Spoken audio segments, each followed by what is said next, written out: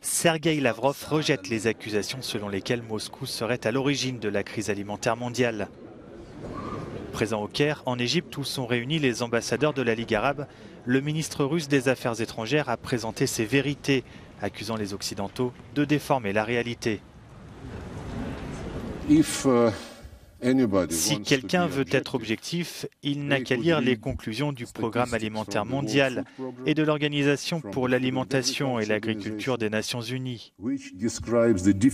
Cela décrit bien les difficultés du marché alimentaire à partir de la pandémie de coronavirus, lorsque les chaînes d'approvisionnement ont été affectées. Lors d'une rencontre avec son homologue égyptien, Sergueï Lavrov a voulu rassurer sur les livraisons de céréales russes.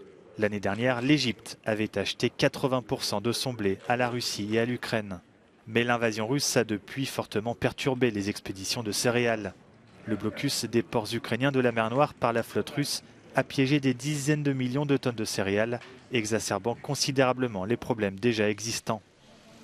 Et si un accord pour reprendre les exportations de céréales ukrainiennes a enfin été signé la semaine dernière à Istanbul, celui-ci a rapidement été remis en cause par des frappes russes sur le port d'Odessa. Frappes condamnées par les Nations Unies et les Occidentaux, alors que le Kremlin affirme avoir visé des cibles militaires autorisées selon les termes de l'accord. La tournée africaine de Sergueï Lavrov doit se poursuivre en Ouganda, en Éthiopie et au Congo.